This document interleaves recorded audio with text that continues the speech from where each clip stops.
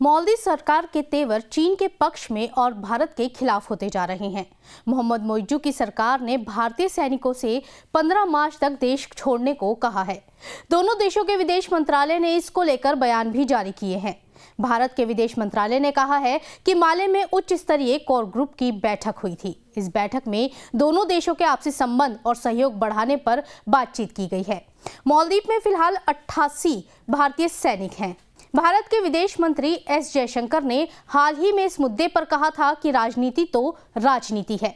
मैं इसकी गारंटी नहीं दे सकता कि हर देश, हर दिन, हर व्यक्ति हमारा समर्थन करे या हमसे सहमत हो। हम इसकी बेहतर कोशिश करते हैं और पिछले 10 सालों में कामयाबी भी मिली है। हमने कई मामलों में मजबूत संपर्क स्थापित किए हैं। राजनीति में उठापटक की स्थिति रहती है, लेकिन भारत के बारे में वहां के आम लोगों की राय अच्छी है और उन्हें भारत से अच्छे संबंधों की अहमियत पता है। मालदीव और भारत के बीच दूरियां कैसे बढ़ी, इसे भी जान लेते हैं, लेकिन उससे पहले मालदीव को समझ लेते हैं।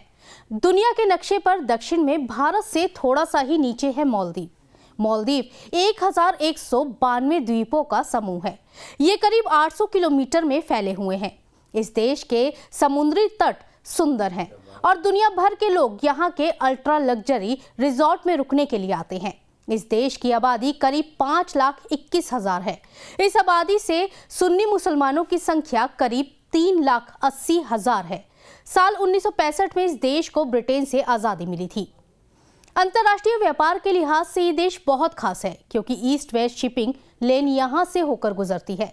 साफ है कि भारत और चीन दोनों के लिए ही ये देश बेहद खास और जरूरी है। इसलिए दोनों ही देशों ने यहाँ करोड़ों का निवेश भी किया हुआ है। निवेश ही नहीं, भारत ने तो वक्त वक्त पर देश की मदद भी की है।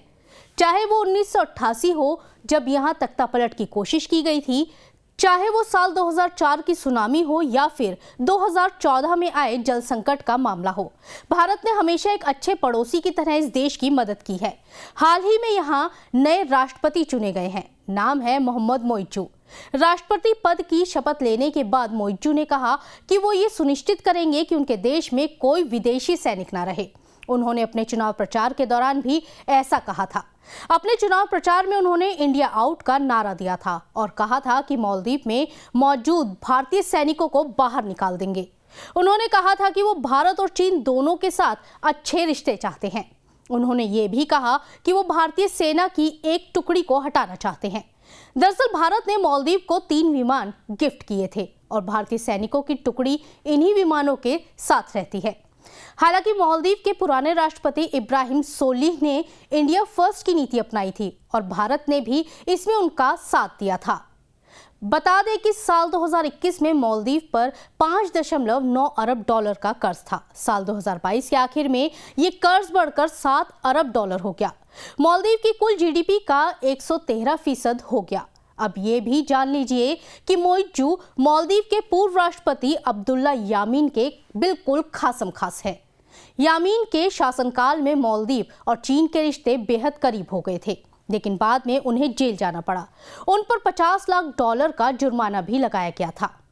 आपराधिक मामलों की वजह से वो चुनाव नहीं लड़ सकते थे, इसलिए उन्होंने मोइज्जू को राष्ट्रपति चुनाव में उतार दिया।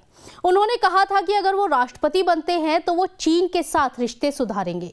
मोइज्जू के राष्ट्रपति बनते ही ये खबर आई कि यामीन को जेल से उनके घर भेज दिया गया है।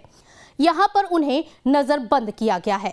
हाल ही में मोहम्मद मोइज्जू चीन से लौटे हैं।